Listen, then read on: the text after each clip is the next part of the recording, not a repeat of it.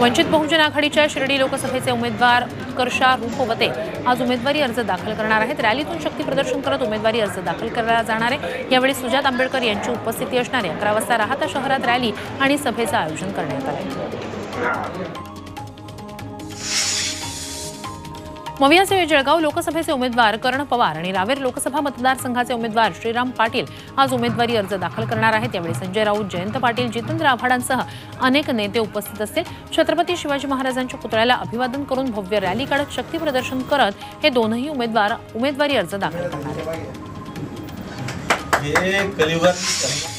बारामती लोकसभा मतदारसंघात पवार विरुद्ध पवार अशी लढत होते, त्यामुळे आता सुप्रिया सुळेंच्या प्रचारात आमदार रोहित पवार देखील उतरलेत। बारामती लोकसभा मतदारसंघातील मुळशी तालुक्यात आमदार रोहित पवारांनी ठिकठिकाणी घोंगडी बैठका घेत सुप्रिया सुळेंचा प्रचार केला।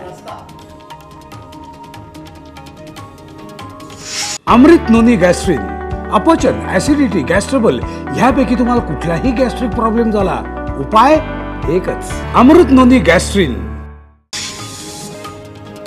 जितके जास्त धमक्या येतील तितका जास्त लीड सुप्रिया सुळेंना मिळणार असा विश्वास रोहित पवार यांनी व्यक्त केलाय।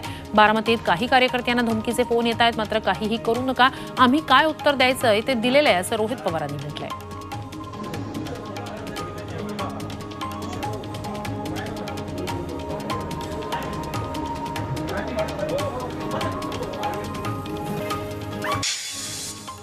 बुलढाणा जिल्ह्यात मध्यरात्री अवकाळी पावसानं कहर केला। शेगाव, खामगाव तालुक्यात वादळी वाऱ्यासह तुफान गारपीट झाली, त्यामुळे अनेकांचे संसार उघड्यावर पडले। अनेक ठिकाणी वीज पुरवठा खंडित झाला, घरांचे पत्रे उडाले, त्यामुळे नागरिकांना मध्यरात्री उघड्यावरच राहण्याची वेळ आली। या अवकाळीनं उन्हाळी पिकांनाही झोडपून काढले।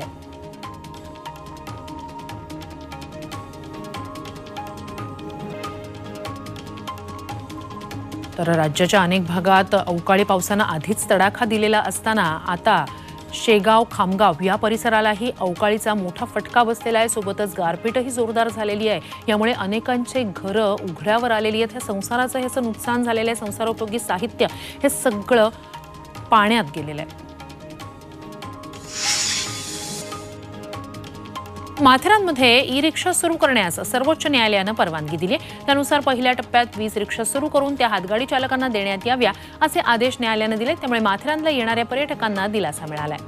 पुणे जिल्ह्यातील इंदापूरमध्ये ज्योतिबा मंदिरात यात्रोत्सव सुरू आहे। यात्रेनिमित्तानं विद्युत रोषणाई करण्यात आलेली आहे। छत्र्यांचा आकर्षक देखावा साकारण्यात आलाय। मानाच्या उंच कावडी हातात घेत ग्रामप्रदक्षिणा पूर्ण करण्यात आली।